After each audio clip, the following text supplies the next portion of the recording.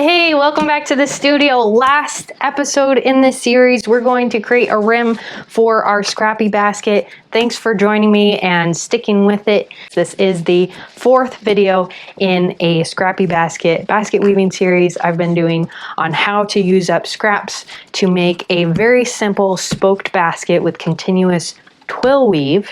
A little bit different, and you can see all the different colors that I incorporated into my basket. These are just random pieces of dyed reed that I had sitting around the studio, pulled together to create this basket, and it came together fairly well. I think some fun colors, they went together pretty decently.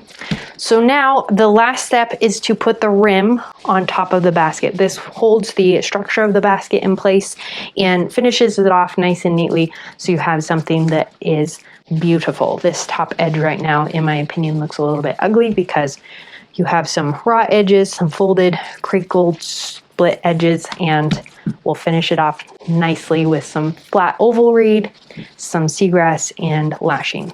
So watch to the end to be able to construct and finish this entire rim, and let's get started. Oh, first, check the description below for tools and materials and all the previous videos in this series. First off, let's measure off a piece of 1/4 inch flat oval reed, and if you want to use a piece of dyed reed, you can. I'm going to circle this around, and I want it to go around the top of the basket 3 times, and this I will stick in my water bin to start soaking so that when I get to the lashing, it's nice and pliable and won't crack on me. When you're working with dyed reed, because it's gone through either a heat water bath for the dyeing process or soaked in water for a long time, if you used a fiber reactive dye, then the reed has a tendency to be slightly more brittle than normal. And so it can have a tendency to crack on you quite often. So to avoid that, I like to start out by soaking my dyed pieces of reed a little bit longer than I normally would. For the rim of your basket, you'll want a piece of 5/8 inch wide flat oval reed, some seagrass that'll go around the top of your basket, the 1/4 inch flat oval reed that we talked about earlier for the lashing, and then of course your tools. Now for the rim, we're going to take one piece of the 5/8 inch wide flat oval reed and circle it right around the top of the basket and cut so that you have an 1.5 inch overlap. So I'm going to cut it right here. Be careful, this flings out. And then, this piece is not going to be long enough. Find a piece that you can use for the inner rim and do the same thing. Circling around the inner rim, and actually I'm going to do this to the outside because that's much easier. And this one I'm just going to overlap 1 inch because the inner rim ends up being smaller anyway. Okay, this reed is very thick, so I'm going to put this in my water bin to soak for about 3 minutes. Similar, I guess, to the dyed reed. To set up these rims, I'm going to take one end of each of these lengths of 5/8 inch flat oval reed and cut off the rounded side. So I'm trimming away that rounded end, one end per piece. And this is about that 1.5 inch overlap section. Just trimming down that. And what this does is the overlap, when these come over top of each other, it takes away some of the bulk so it doesn't stick out quite as much. Now let's tuck this first one into the inner rim, and we're just covering the top row of weaving. So take your trimmed down end and some plastic clamps and clamp this around the inner rim like so. Come on.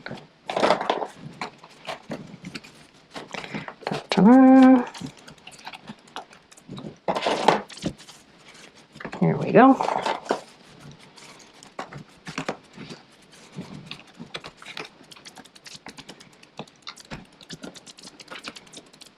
Okay, and then cut away the extra length. So you just have that 1 to 1.5 inch overlap, and then put a clamp over top of that. And now we'll do the same thing to the outside, making sure that the overlaps end up on opposite sides of the basket. So my overlap is here. I'll come and lift up the clamp, and put the end just over top of this top row of weaving. So I'm just covering that top row. I'm going to lift up as I go. Now, there is going to be the location where you have your end tucked behind a row.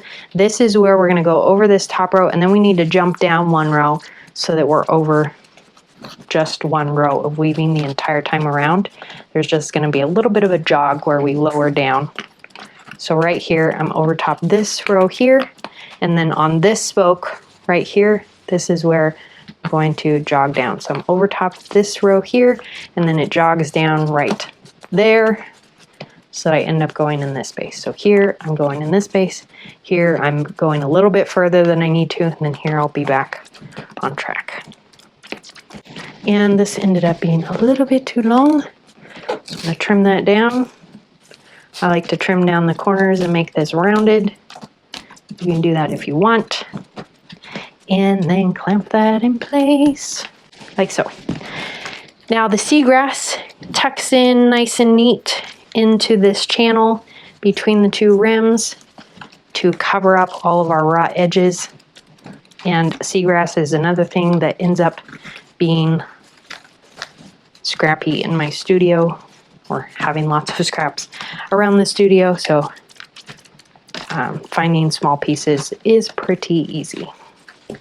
And then I'll cut the ends so that they butt up, like so. Now we're ready to do the lashing. So I'm going to clean up all these little bits and pieces so they don't get in my way. And now for the lashing. Tap off your lashing so you don't get the whole room wet. And start, because we're working with flat oval, one side's rounded, one side's flat, start with the rounded side facing up. So you're going to have a short end that you're working with, rounded side up, flat side against the rim. So it ends up lashing around like so. Now, we're going to work on a side away from a joint. So I'll come over here and I'm going to lift away the inner rim so you can see I'm tucking this in between the inner rim and the basket, then looping it up so I create a crease around that inner rim, and then this short end is going to loop back into the same space and get pulled down into the basket so that I created a loop right here around the rim, just the inner rim.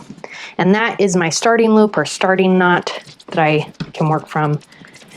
It holds the lashing in place so that I can pull on it without it coming loose. Now we're going to orient ourselves to the outside of the basket and do the lashing from here. And again, you can lift up your rim to see that you're just on that top row of weaving. Both the inner and the outer rim needs to sit on that top row. So you can adjust things as you go. Don't worry about adjusting it just yet. Each stitch you'll make an adjustment.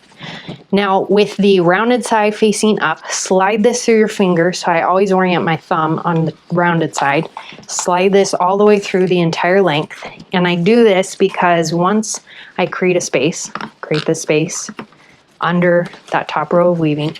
So my space is right here. I'm gonna send this length through so the rounded side now is facing down and pull through. And if I did not orient it correctly, what happens is it gets twisted here, and then if you try to untwist it, it starts to split the reed and frays and starts to fall apart, and it's a whole thing that you have to deal with. And you don't have to deal with that because you can avoid it. So send it through your fingers. So here, I'm gonna pull nice and tight. The reed shrinks as it dries, so I keep it nice and tight here. I'm gonna pinch this end, orient this again so that the rounded side is facing up, making sure the full length is oriented correctly. Lift up to make sure you're catching that top row of weaving. Create a space between the top row and the row below it. Send your length through, making sure that you maintain that orientation all the way through the length. And now come in and pull nice and tight. So you end up with a nice tight loop like that.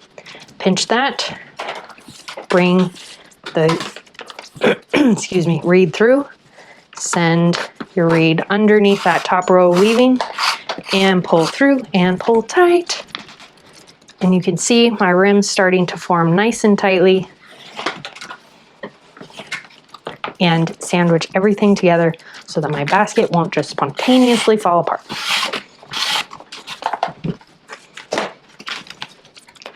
And pull. I'm giving it a pretty good tug. If your reed is damp enough, it's not going to break. I'm not yanking on it or doing anything dramatic. I'm just pulling nice and evenly and hard on the length so that I'm getting a nice tight stitch, and that ensures that as the reed dries, it doesn't loosen and therefore doesn't break.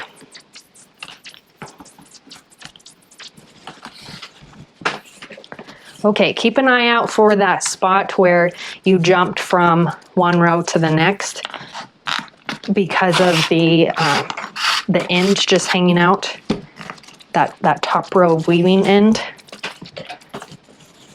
And you're just watching to make sure that you jump down in your lashing or jump up in your lashing, depending on where you land on your basket. And when you come to a joint, make sure that your flattened side is underneath and your rounded side is on top. And keep going around.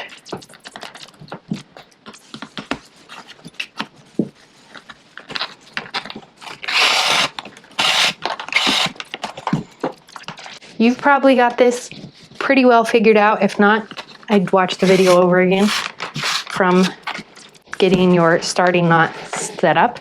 So now let's jump to the end. And we are almost the end. I'm finishing up doing my last space, putting a stitch in this last space.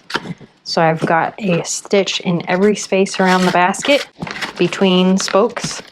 So now I've come back to my starting stitch, and this is personal preference. You can actually end right here if you want, or I like to do one overlapped stitch where I started to ensure that this starting loop stays in place. So I do a stitch to overlap, and I also make sure that that spot is nice and tight on the rim. And then I'll cut my length to about 5 inches, get rid of the extra, and now back into the space between the inner rim and the basket. I'm going to create a space here with my packer so that I can send this end loop around into the space like so.